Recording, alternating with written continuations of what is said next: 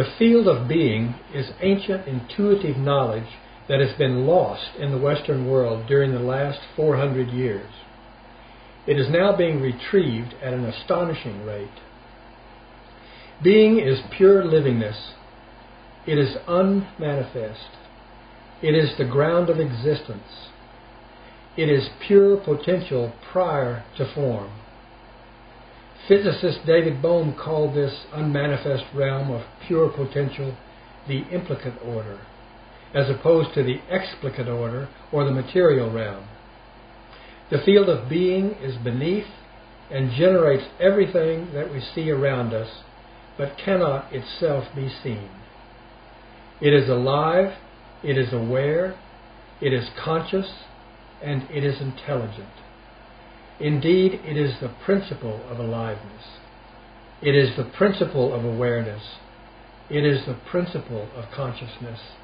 And it is the principle of intelligence. It exists everywhere in the cosmic field. It is the cosmos itself, conscious and alive.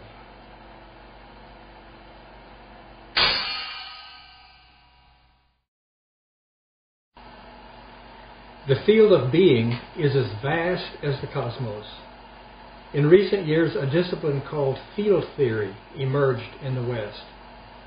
Its articulation has enabled us to more easily conceive of the field of being.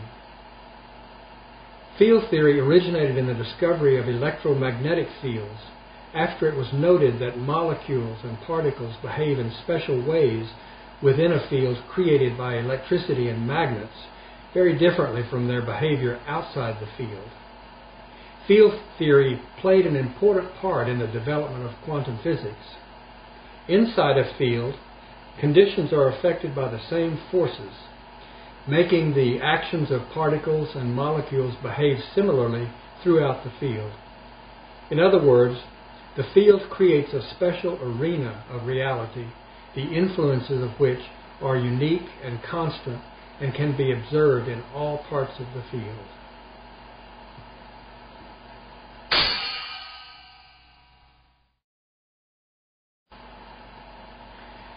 Consideration of the cosmos as a single living field of intelligent consciousness is closer to science fiction than to traditional religion.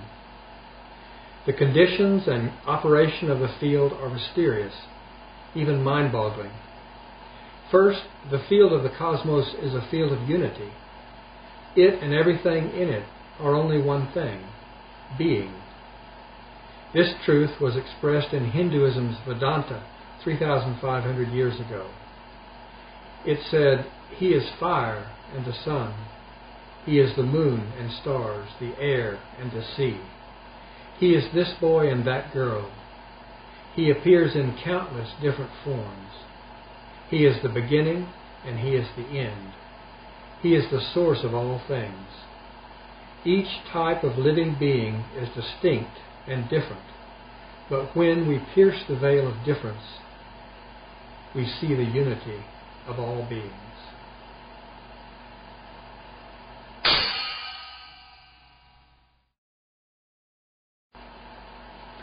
The truth of unity has been central to almost every spiritual discipline, excepting Christianity, for centuries. It is central presently to quantum physics, one of whose basic ideas is the unified field. The most startling proof of the unified field in quantum physics was the discovery of non-locality. Since Newton promulgated his laws 400 years ago, it has been bedrock science that causation must be local. In other words, a material object can only be affected by another material object colliding with it and transferring energy to it, in the manner of billiard balls. This is aside from gravity, which Newton also addressed. Newton's insights laid the groundwork for cause and effect, which has been the cornerstone of our understanding of reality ever since.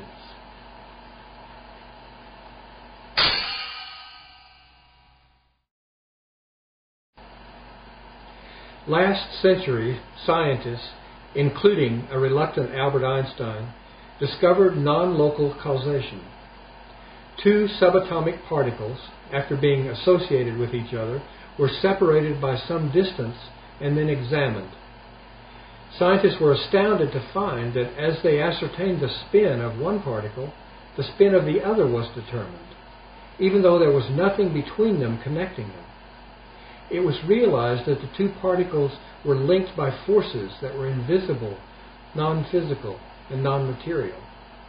More accurately, at a deep level, the two were somehow one thing, a singularity.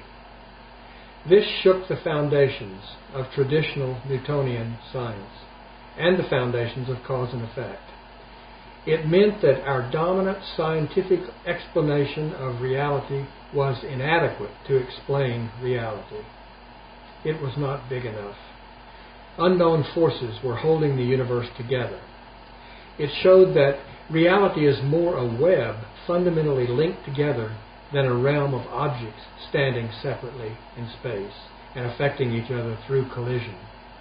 The discovery of non-locality laid the foundation for dethroning the Newtonian understanding of the universe that we had accepted as truth for the past 400 years.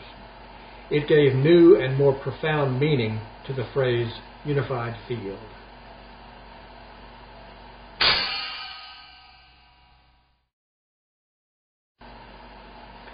Unable to include being in their conceptual world, scientists asserted that the mysterious connection was the result of the strong force and the weak interaction.